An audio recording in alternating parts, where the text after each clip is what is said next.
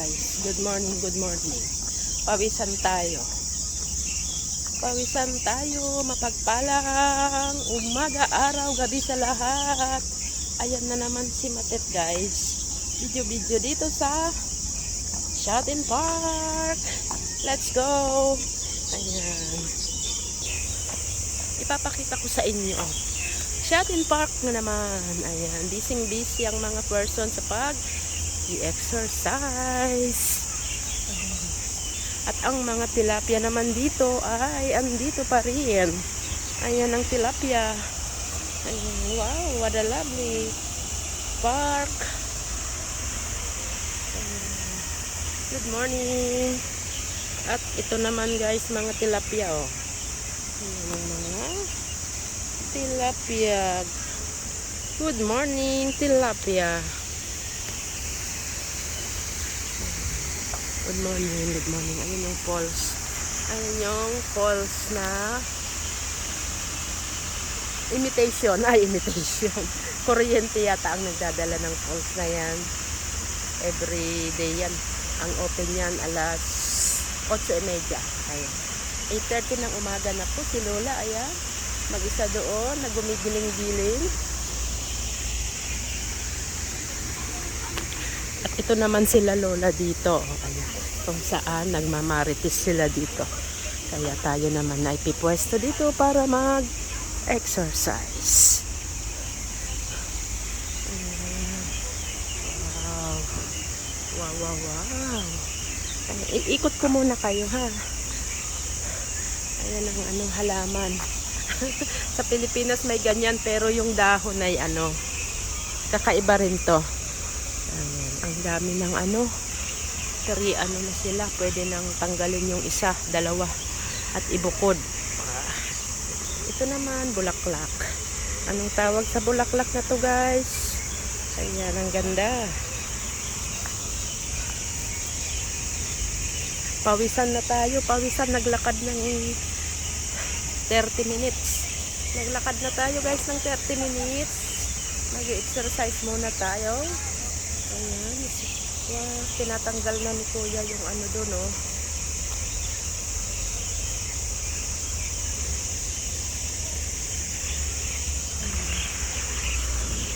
Dito tayo sa kabilang side.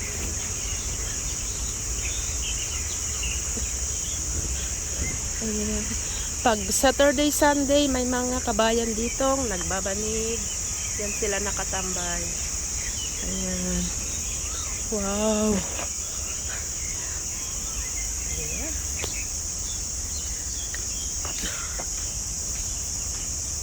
Good morning, good morning. Ayan, mga naglalakad dito ang mga senior. Bibihira dito ang mga mga medyo 45 years old. Lahat na yan halos 60 pataas. Senior, mga senior na sila. Kaya inaabot nila ang 80 years old talaga, more than pa. Dahil ang Hong Kong talagang inayos ang mga ganyan no. Ang park, ang exercise gym. Thank you sa inyong lahat sa panonood ha. Sana sa Pilipinas din ganito, kahit sa mga barangay may lakaran man lang na maayos. Pero wala sa lang, sa mga subdivision lang. Tumira kayo sa subdivision, ganun. Katulad kong puro OFW sa lang, sa mga barangay lang nakatira. Sa barangay ng na Pico. Ayan. Paano naman tayo mag-walking doon? Maraming pasensya pag nag-walking ka doon dahil siksikan sa mga parking ng sa gilid.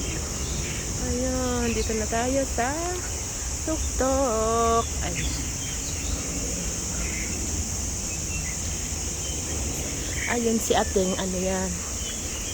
Alaga niya yun si Lolo doon. Siya ay nakaupo na tapos nang mag-walking. Naantay lang niya yung alaga niyang lolo na matapos. Ganon. Ayan. Tapos na tayo guys. Mag-exercise na tayo. Tapos na tayong magchika mag-Russia. Ayan. Maraming. Ayan guys, maraming salamat. Pawisan na si Mate. Lahat. Exercise uli. Ayan. God bless everyone. Ingat tayong lahat. Bye-bye.